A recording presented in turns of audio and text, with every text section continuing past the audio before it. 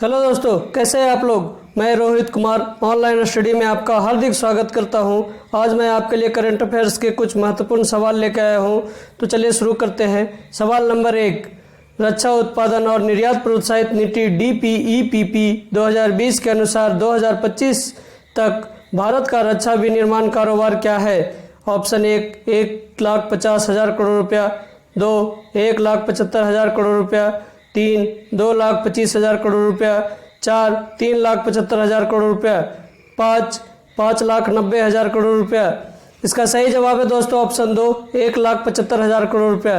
रक्षा मंत्रालय MOD ने 17 अगस्त 2020 तक सार्वजनिक प्रतिक्रिया के लिए एक रक्षा उत्पादन और निर्यात संवर्धन नीति तैयार किया, जिसके बाद इस नीति को MOD द्वारा प्रख्यापित किया गया।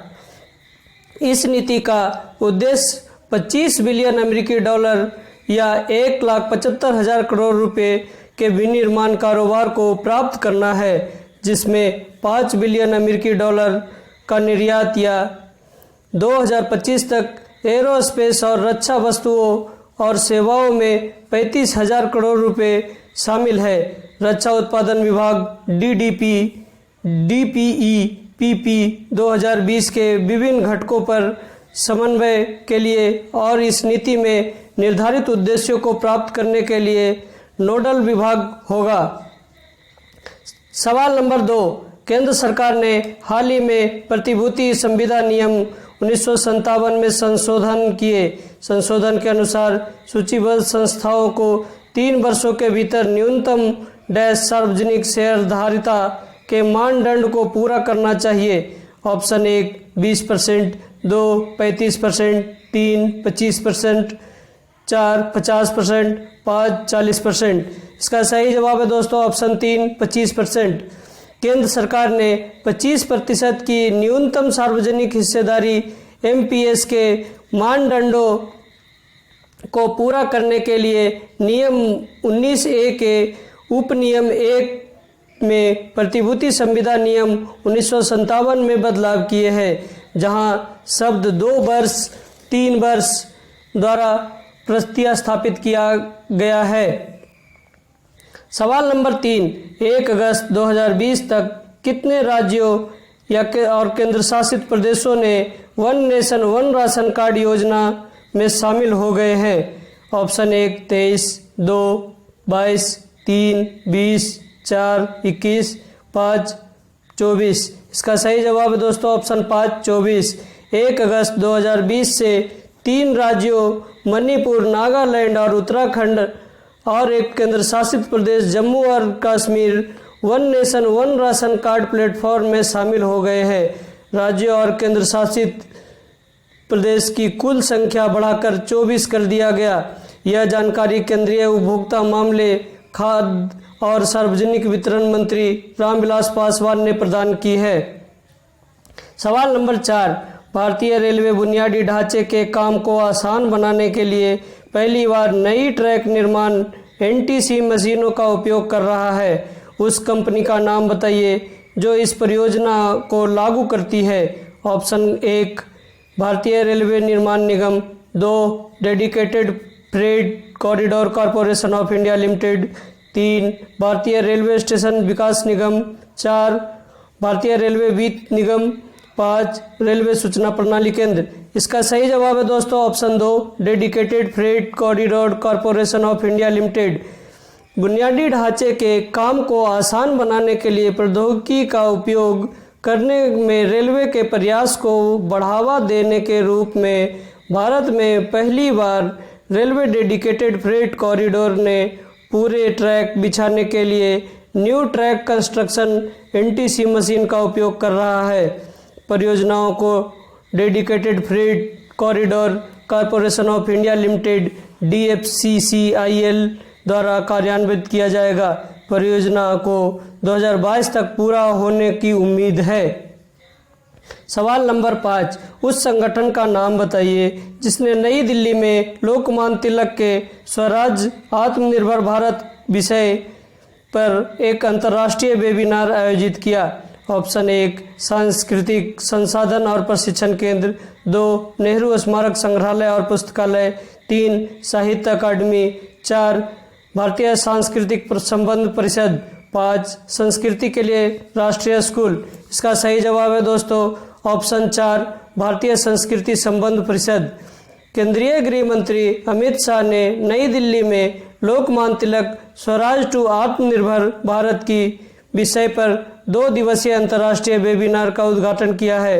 यह महान स्वतंत्रता सेनानी लोकमान्य बाल गंगाधर तिलक 1 अगस्त 2020 की 100वीं पुण्यतिथि पर ICCR Indian council for cultural relations द्वारा आयोजित किया गया था।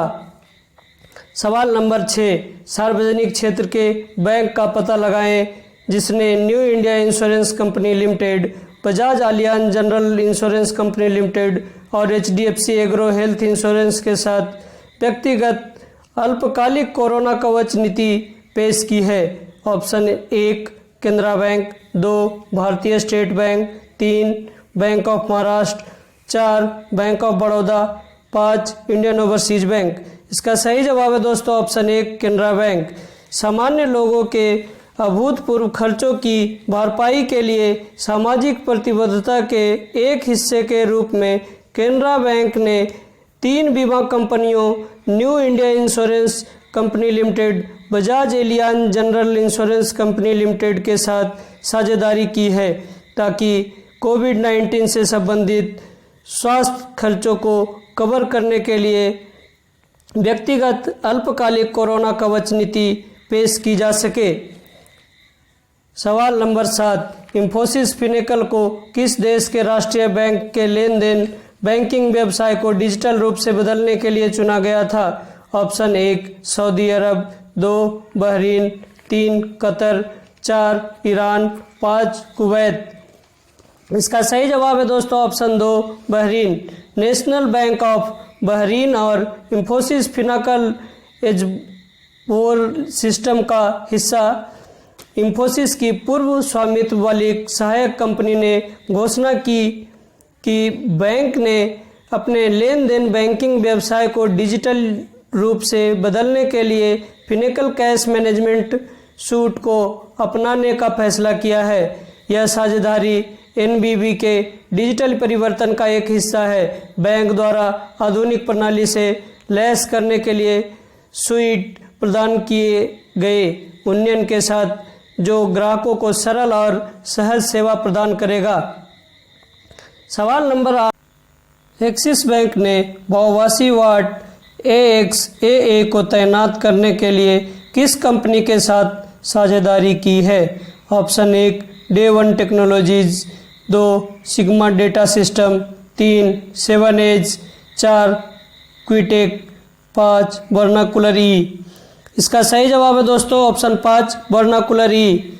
Bengaluru startup Vernacular E AI आधारित SaaS वॉयस ऑटोमेशन प्लेटफॉर्म ने एक्सिस बैंक के साथ अपनी साझेदारी की घोषणा की।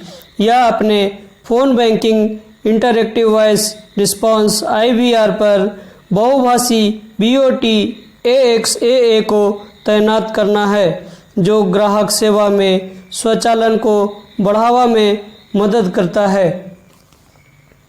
सवाल नंबर 9 रक्षा मंत्रालय ने प्रशासनिक सुधार और लोक शिकायत विभाग और किस IIT के साथ शिकायतों का समाधान करने के लिए AI/ML का उपयोग करने के लिए त्रिपक्षीय समझौते पर हस्ताक्षर किए।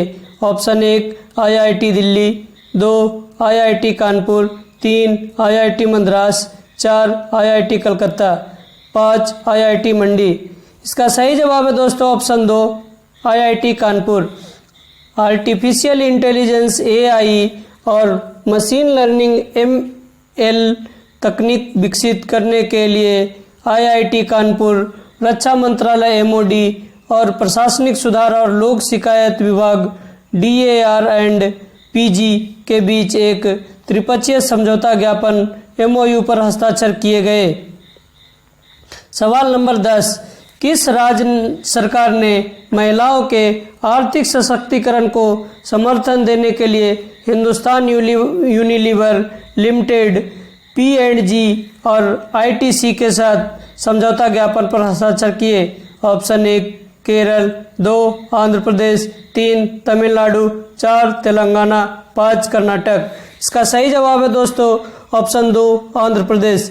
आंध्र प्रदेश की राज्य सरकार महिलाओं के आर्थिक सशक्तिकरण के लिए विपणन और तकनीकी सहायता प्रदान करने और उन्हें आत्मनिर्भर बनाने के लिए 3 अंतर्राष्ट्रीय एफएमसीजी जल्दी चलने वाले उपभोक्ता सामान कंपनियों Hindustan Unilever limited, HUL, ITC limited और प्रॉक्टर एंड गैबल P&G के साथ एक समझौता ज्ञापन पर हस्ताक्षर करती है।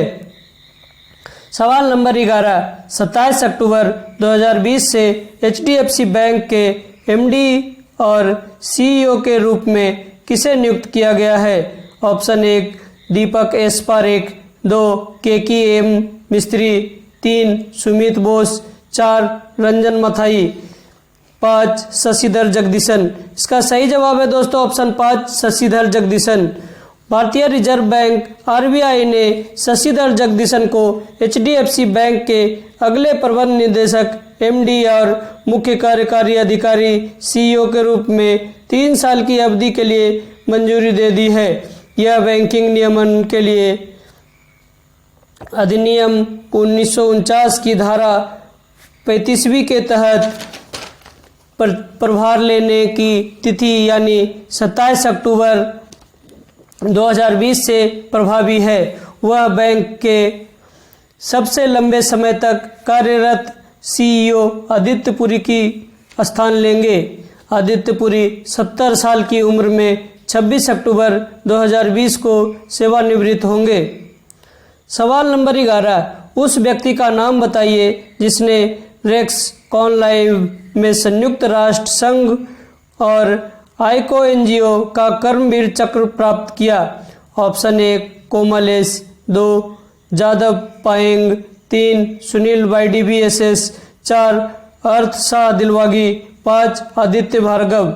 इसका सही जवाब है दोस्तों ऑप्शन 3 सुनील YDSS। भारतीय प्रौद्योगिकी संस्थान दिल्ली IITD के होस्ट किए गए रेक्स कॉनलाइव में संयुक्त राष्ट्र UN और अंतर्राष्ट्रीय परिसंघ द्वारा स्थापित कर्मवीर चक्र पुरस्कार टेलीग्राम के SS प्रेरणा चैनल का संस्थापक और CEO सुनील YDBSS को प्रदान किया गया। सवाल number 13, health care technology innovation centre HTIC के साथ साथ हेक्साऑन हेल्थ केयर सॉल्यूशन ने संयुक्त रूप से कोविड-19 के लिए अपनी तरह का पहला रिमोट रोगी निगरानी उपकरण विकसित किया है। HTIC किस IIT का है? Option 1 IIT Delhi, 2 IIT Kanpur, 3 IIT Madras, 4 IIT Calcutta, 5 IIT Mandi. इसका सही जवाब है दोस्तों option 3 IIT Madras. Health care technologies innovation centre HTIC Indian Institute of Technology Madras IIT Madras में health care startup Hexaon health care solution private limited के साथ साझेदारी में संयुक्त रूप से कोविड-19 के लिए अपनी तरह का पहला दूरस्थ रोगी निगरानी उपकरण विकसित किया गया। सवाल नंबर 14, स्वास्थ्य सहायता रोबोट का नाम क्या है जिसे मध्य रेलवे के मुंबई मंडल द्वारा डिजाइन किया गया था? ऑप्शन 1 आरवाट, 2 जीवन लाइट, 3 रक्षक, 4 ASIMOV, 5 NOCCA। इसका सही जवाब है दोस्तों ऑप्शन 3 रक्षक। सेंट्रल रेलवे CR ने मुंबई डिवीजन ने एक स्वास्थ्य सहायक रोबोट रक्षक को डिजाइन किया है जो दूरस्थ रूप से डॉक्टर और रोगी के बीच संचार करता है। रोबोट के निर्माण का मुख्य उद्देश्य लोगों में कोविड-19 वायरस के प्रसार से बचना है। सेंट्रल रेलवे के मुंबई सेक्शन के कुर्ला में वरिष्ठ मंडल इलेक्ट्रिकल इंजीनियर सुनील बैरवा और उनकी टीम द्वारा रोबोट विकसित किया गया था। सवाल नंबर 15, हाल ही में किस रेलवे स्टेशन पर UV बैगेजवाद नाम का एक अनोखा कियोस्क का उद्घाटन किया गया? Option 1 Agra city railway station, 2 Chhatrapati Shivaji railway station, 3 घूम railway station, 4 Bangalore railway station, 5 उपरोक्त में से कोई नहीं। इसका सही जवाब है दोस्तों ऑप्शन 4 बेंगलोर रेलवे स्टेशन।